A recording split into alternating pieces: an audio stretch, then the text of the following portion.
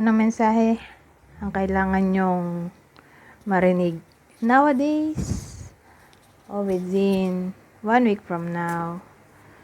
Take note na ang reading na to ay pwede ring mangyari agad-agad. At kung hindi man tumama sa inyo ay pwede ring tumama sa someone na kakilala ninyo. Magsimula na tayo.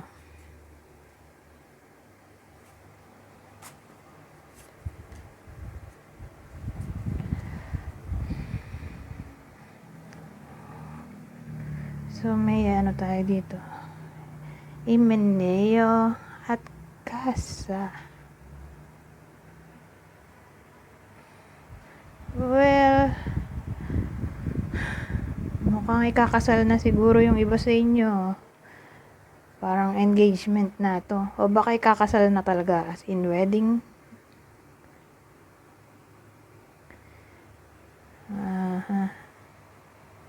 Magsasama na sa isang bubong eh. O kung di man ganyan, ay magli-live in na.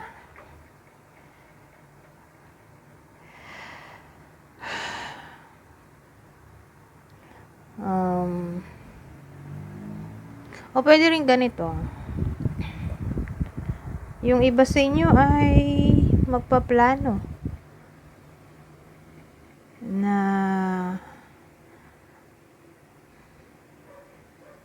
tawag dito, kumuha ng bahay. Alam mo yun, yung sariling bahay. O magplano.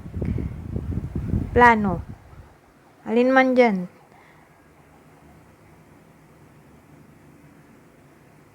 Magplanong magkaroon ng sariling bahay.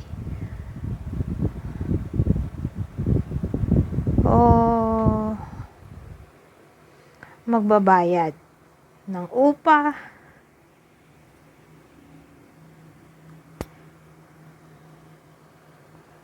Parang may celebration na maaaring mangyari. Celebration, occasion. Within 1 week from now para sa iba sa inyo.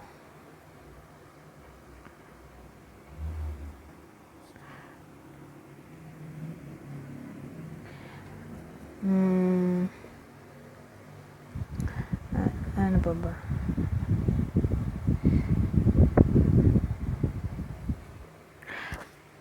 O kung di man kayo mismo yung magse-celebrate o magkakaroon ng occasion, eh baka kayo yung dadalo sa occasion o celebration ng kakilala nyo.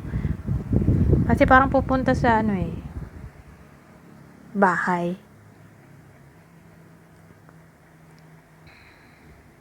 Yung iba naman baka mag-iba ng work, ewan ko. Either magre-resign na siya within 1 week from now, yung iba sa inyo. O maiisipan, mag-resign.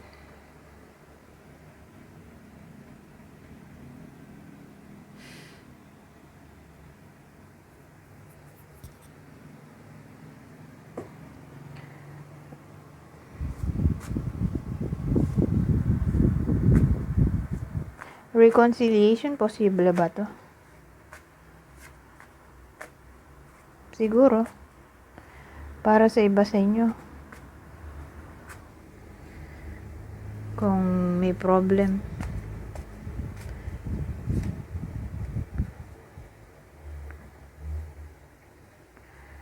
Oh. Ano yan? Well, ang dating sa akin,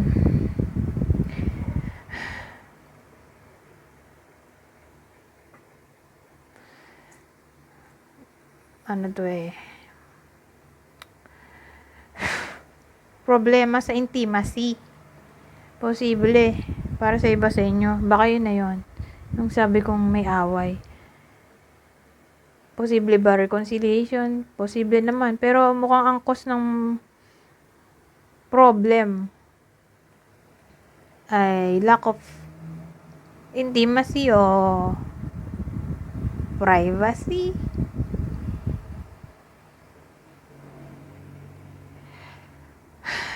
yun ang ugat ng problem kanina, pero again, mukhang maayos naman sa tingin ko. O sabihin natin ang problem ay communication.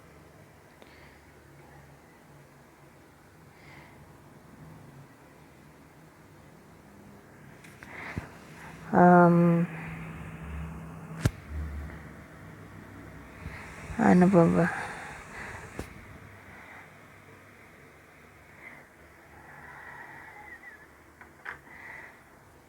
Wala na ako maisip. Lipat na tayo.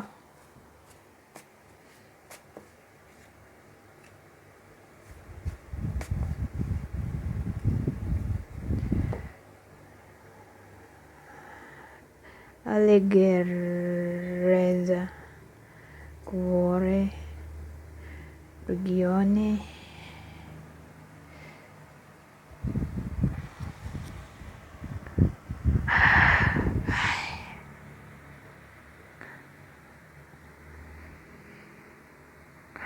well, pangit kasi yung combination na to.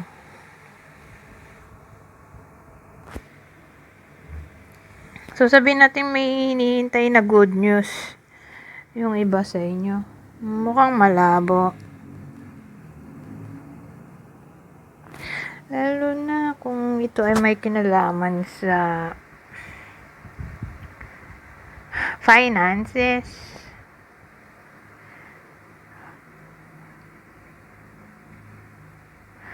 O sabihin natin may kinalaman sa pregnancy.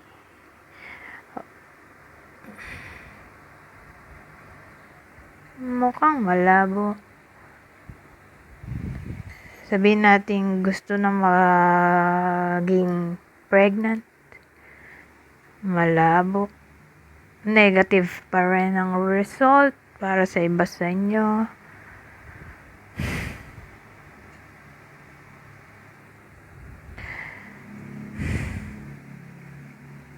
Ewan ko, parang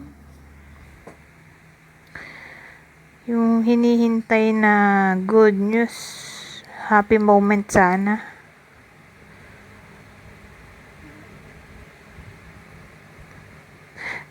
Mukhang malabo o hindi mangyayari.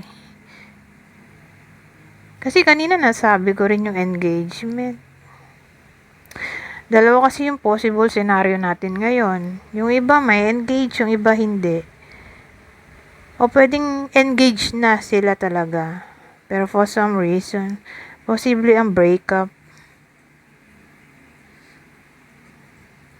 Pero applicable lang to do sa engaged na talaga. Doon may pangit na scenario. Pero kung di pa engage, edi may engage. Doon positive.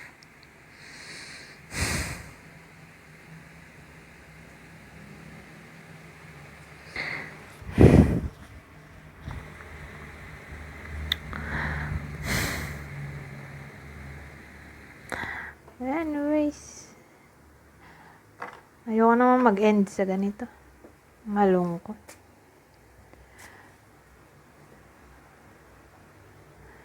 Kuha tayo ng iba. Ibang deck.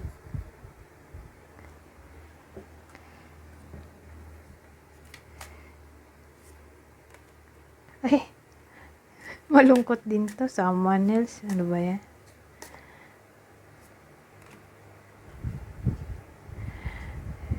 Sabihin natin nandito na kayo sa situation ng third party.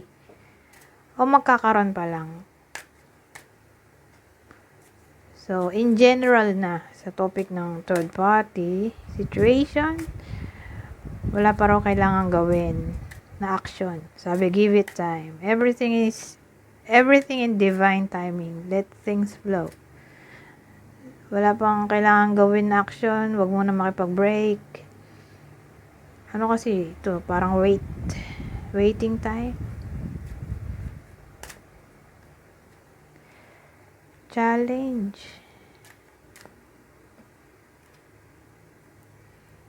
Ay, pangit pa rin combination. Challenge, they'll be back. Malabo. Yung iba sa inyo,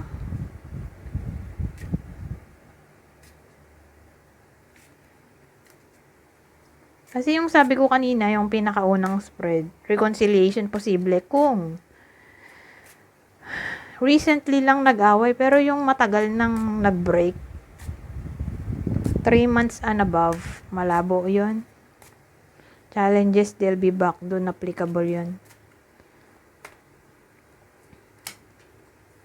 Love spell, fire sign. Either mapo-fall in love yung iba sa inyo sa fire sign, Aries, Leo, Sagittarius, o gagayumahin kayo nitong mga to. Aries, Leo, Sagittarius, alin man dyan. Kasi pwede rin gayuma to. Love spell.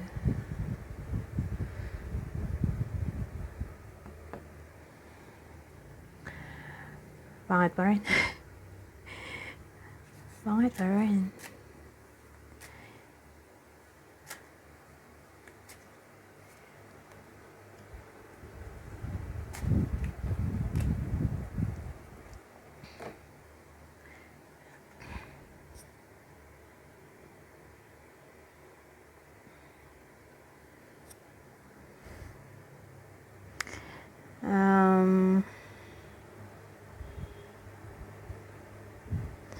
Anong klaseng combination to?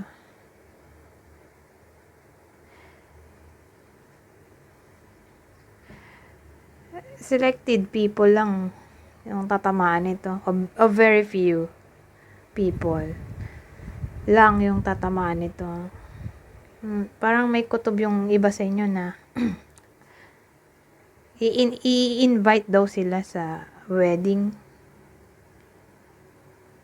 O yung friend nila, kutob nila ay ikakasal na.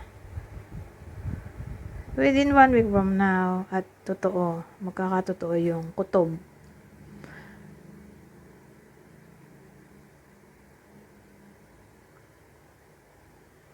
O kung di man na-attend ng wedding ay may honeymoon phase daw dito. Parang yayayain. Pero applicable lang to sa in a relationship. Siguro vacation na to. May iba magkakaroon ng vacation. Yayayain ng partner. Siguro bilang peace offering. Anyways, hanggang dito na lang. Goodbye for now.